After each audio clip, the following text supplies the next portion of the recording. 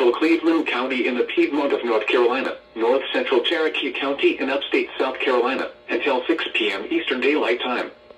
At 5:17 p.m. Eastern Daylight Time, a severe thunderstorm was located 8 miles north of Gaffney, or near Boiling Springs, North Carolina, and is nearly stationary.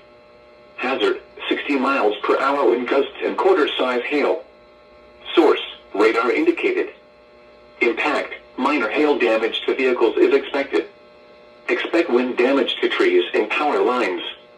Locations impacted include Gaffney, Blacksburg, Earl, Grover, and Draytonville. For your protection, move to an interior room on the lowest floor of a building. Brief damaging winds will blow down trees and power lines over small areas.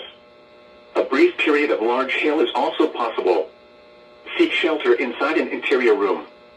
Please report damaging winds, hail, or flooding to the National Weather Service by calling toll-free 1-800-267-8101, or by posting on our Facebook page, or tweet it using hashtag NWSGSP.